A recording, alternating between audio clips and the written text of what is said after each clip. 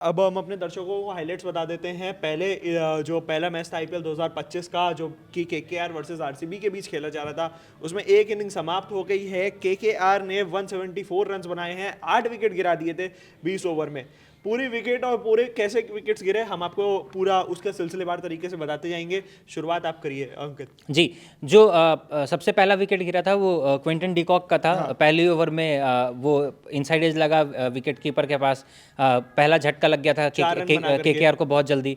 फिर उसके बाद जो अजिंक्य रहाणे और नरेन हैं, उन्होंने एक बहुत अच्छी पार्टनरशिप की। जो स्कोर था उसको फिर लगा कि अब ये 200। 107 रन बने थे जब वो नरेन का विकेट गिरा था जाकर के। अगर हम बताएं आपको कि नरेन ने 44 रन बनाए थे मात्र 26 गेंदों में। जी। अजिंक्य रहाणे जो बढ़िया खेल रहे थे, जिन्होंने अच्छी शुरुआत दी थी, उन्होंने 56 रन बनाए थे 31 गेंदों में। उसके और बाद फिर जो उनके हाँ, वाइस कप्तान है स्कोर वेंकटेश अय्यर आए। उस समय स्कोर लगा हुआ था टीम का 109, और जो कि मात्र 2 रन के बाद तीसरा विकेट था उसके जी। केकेआर के लिए। फिर उसके बाद हाँ फिर बताइए। उसके बाद वेंकटेश अय्यर जो केकेआर के वाइस कैप्टन है वो आए। 6 रन वो बनाए कुछ नहीं मात्र। कर पाए, 6 रन की निजी स्कोर पे आउट हुए। रघुवंशी जो थे वो लगा कि बीच में थोड़ा सा कैपिटलाइज कर रहे हैं, सिचुएशन को समझ के खेल रहे थे, लेकिन लास्ट में वो जोश हेजलवुड जिनके पास एक्सपीरियंस है उनको अपना विकेट दे बैठे। रिंकू सिंह खराब प्रदर्शन रहा, क्योंकि जहाँ पे स्ट्राइक रोटेशन थी करने की ज़रूरत थी, वहाँ पे एक बड़ा शॉट खेलने के चक्कर जी। में बोल्ड हो गए। कर्टसी था वहाँ पे कुणाल पांड्या का, जो पेस चेंज कर रहे थे, पेस वेरी कर रहे थे।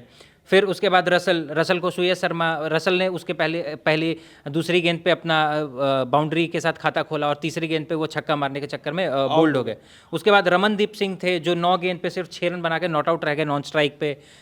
उनको मौका ही नहीं मिला लास्ट के ओवर में लास्ट बॉल खेलने का। हर्षित राणा एक बाउंड्री उन्होंने स्कोर किया 6 बॉल में 5 रन, और स्पेंसर जॉनसन एक बॉल पे 1 रन।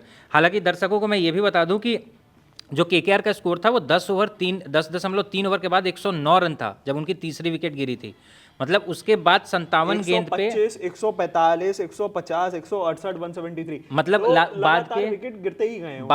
57 गेंद पे केकेआर मिडिल ने ऑर्डर सिर्फ संभालना 67 पाया। रन हाँ, स्कोर किया है।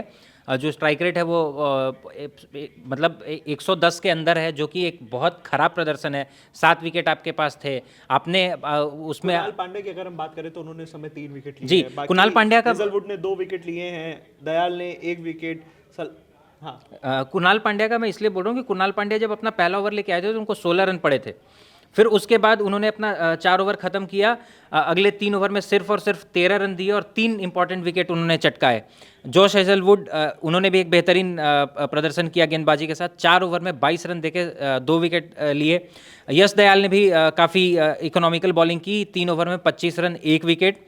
और सुयश शर्मा हालांकि काफ़ी एक्सपेंसिव साबित हुए, लेकिन उनको जो विकेट मिला वो that's nothing less than a gold dust. वो रसल को उन्होंने बोल्ड किया, और उसी के वजह से जब हम बीच ओवर में जब रहाणे और नरीन खेल रहे थे, जब हम 210 की बात कर रहे थे, तो जो स्कोर है वो ऑलमोस्ट 30-35 रन का उसमें फ़र्क आया है। और केकेआर के लिए जो लास्ट का 6 ओवर है वो बहुत डिसअपॉइंटिंग है। केकेआर को भी ये मैच जीतने के लिए बहुत बेहतरीन बॉलिंग करने की ज़रूरत है। अब वो कौन होगा उनका जो तुरुप का है? क्या वो वरुण चक्रवर्ती होंगे? हाँ, क्या वो स्पेंसर जॉनसन होंगे? या फिर जो नरीन होंगे? नरीन भी एक ट्रिकी हैं बॉलिंग में। या फिर कोई सब्स्टिट्यूट आएगा कोई उनके जगह पे, नौकिया आएंगे, या फिर हर्षित राणा भी हैं उनके बॉलिंग लाइनअप में।